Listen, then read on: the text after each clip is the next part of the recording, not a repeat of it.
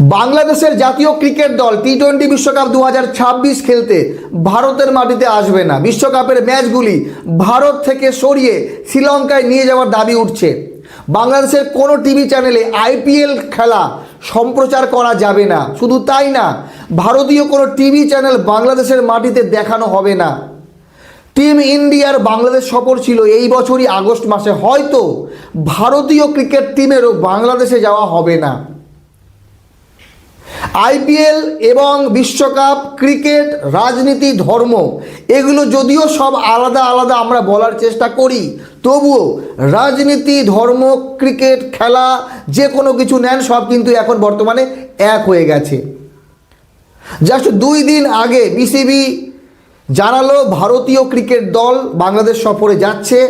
2 দিন আগে বিসিসিআই জানালো বাংলাদেশ আমাদের বন্ধু দেশ, মুস্তাফিজুর রহমান থাকছে কেকেআরে। কিন্তু রাতারাতি কি এমন পরিবর্তন হলো যে সব কিছু বদলে গেল। বাংলাদেশের জনগণ, ক্রিকেট প্রেমী মানুষ খুব খুশি ছিল মুস্তাফিজুর রহমান কেকেআরে দল পাওয়াতে, 9,20,00,000 না দল পাওয়াতে। আইপিএল খেলবে তাই। টাকা ম্যাটার করে না, ম্যাটার করে সম্মান। বাংলাদেশি ক্রিকেটার মুস্তাফিজুর রহমানকে আইপিএল 2026 থেকে নিষিদ্ধ করেছে বিসিসিআই।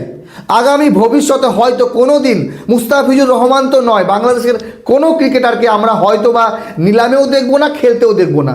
মুস্তাফিজুর রহমানকে বাদ দেওয়া শুধু মুস্তাফিজুর রহমানের অপমান না, বাংলাদেশের ক্রিকেটের অপমান, বাংলাদেশ ক্রিকেটের জাতীয় দলের অপমান, বাংলাদেশের অপমান। এটা মনে করে বাংলাদেশের রাজনৈতিক মহল, সাধারণ জনগণ, যেটা কোথাও না কোথাও বাস্তব।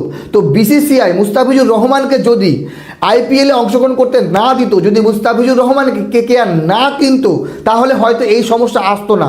প্রথমত তাকে নিলামে ওঠানো হয়েছে, তারপরে বিক্রি করা হয়েছে, তারপরে তাকে বাদ দেওয়া হয়েছে। এইটা ভালো চোখে দেখছে না বাংলাদেশ ক্রিকেট বোর্ড এবং বাংলাদেশের জনগণ। তো বর্তমানে আইপিএল, কেকেআর, মুস্তাফিজুর রহমানের এই ইস্যুতে বাংলাদেশের রাজনৈতিক মহল এবং ক্রিকেট মহলে একটু আলোড়ন সৃষ্টি হয়েছে। বিসিবি সম্ভবত আইসিসিকে চিঠি দিয়েছে টি-20 বিশ্বকাপ 2026-এর ম্যাচগুলো যাতে ভারত থেকে সরিয়ে শ্রীলঙ্কায় নিয়ে যাওয়া যায়। সেটা কি আদৌ সম্ভব? ভেন্যু ঠিক হয়ে গেছে। দেখেন কি সুন্দর পলিটিক্স চলে ক্রিকেটে। বাংলাদেশ 7 ফেব্রুয়ারি ও 9 ফেব্রুয়ারি, 14 ফেব্রুয়ারি 3টি ম্যাচ খেলবে। কোথায়? 3টি ম্যাচ খেলবে কলকাতার মাটিতে, ইডেন গার্ডেনে। কেন বাংলাদেশের ম্যাচগুলো কলকাতায় রাখা হলো? কেন বাংলাদেশের ম্যাচগুলো আহমেদাবাদে করা হলো না? কারণ সেখানে বাংলাদেশের দর্শক পাওয়া যাবে না। এইবার নেপালের ম্যাচ কেন দিল্লিতে করা হলো বাংলাদেশের সঙ্গে? একটু যদি মাথা খাটান তাহলে সব ক্লিয়ার হয়ে যাবে। ভারতীয় ক্রিকেট দল কেন শ্রীলঙ্কায় যাবে পাকিস্তানের সঙ্গে ম্যাচ খেলতে? গ্রুপ থেকে পাকিস্তানকে বের করলেই তো ভারতকে আর শ্রীলঙ্কায় যেতে হতো না পাকিস্তানের সঙ্গে ম্যাচ খেলতে, কমসে কম গ্রুপ পর্বে। যদি পাকিস্তান এবং ভারত সুপার 8-এ পৌঁছে যায়, তাহলে ভারত এবং পাকিস্তানের যে ম্যাচ, সেই ম্যাচ খেলতেও ভারতকে নিজের দেশ ছেড়ে শ্রীলঙ্কায় যেতে হবে। পাকিস্তান এবং ভারতকে একই গ্রুপে রাখার মানেটা কি? রাজনীতি ছাড়া আর কি? ব্যবসা ছাড়া আর কি? বাংলাদেশের ম্যাচগুলো কেকেআরের হোম গ্রাউন্ড কলকাতায় রাখার মানে কি? মানে হচ্ছে গিয়ে ইনকাম, প্রফিট, দর্শক, টিআরপি, এগুলোই তো। আর যদি ক্রিকেটে ধর্মীয় ইস্যু টানতে হয়, তবুও আমি মনে করি বাংলাদেশের ক্যাপ্টেনকে বানানো হয়েছে সংখ্যালঘু লিটন কুমার দাসকে। এইটার জন্য অনেক ধন্যবাদ।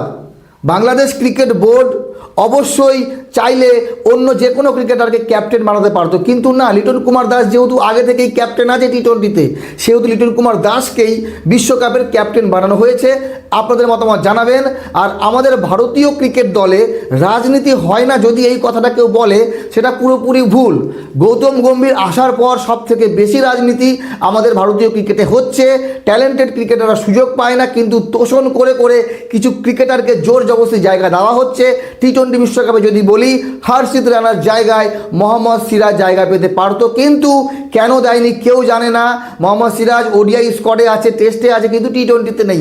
এতটা খারাপ বোলার না, কমসে কম হর্ষিত রানার থেকে খারাপ বোলার মোহাম্মদ সিরাজ না। আর মোহাম্মদ শামির কেরিয়ার তো পুরোপুরি রাজনীতি করে নষ্ট করে দিল ভারতীয় ক্রিকেটে। বাকি আপনাদের মতামত জানাবেন। রাজনীতির শিকার বিরাট কোহলি, রাজনীতির শিকার রোহিত শর্মা, রাজনীতির শিকার রবিচন্দ্রন অশ্বিন।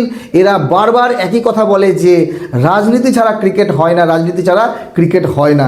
মতামত জানাবেন। বাকি বাংলাদেশের ক্রিকেটার মুস্তাফিজুর রহমানকে আইপিএলে যদি না কিনতো, যদি ডাকে না উঠতো, নিলামে কেউ না কিনতো, তাহলে হয়তো এই সমস্যা হতো না। সমস্যা হয়ে গেছে। মুস্তাফিজুর রহমানকে নিলামে তুলেছে, দামাদামি করে 2-3 দল মিলে দামাদামি করেছে, শেষ পর্যন্ত কেকেআর কিনেছে। আর কোনো এক প্রেসারে এসে মুস্তাফিজুর রহমানকে আইপিএল থেকে নিষিদ্ধ করা হলো। আগামীতে হয়তো কোনো দিন বাংলাদেশের কোনো ক্রিকেটারকে আমরা না নিলামে দেখব, না আইপিএল খেলতে দেখব। ভালো থাকবেন সবাই, ধন্যবাদ।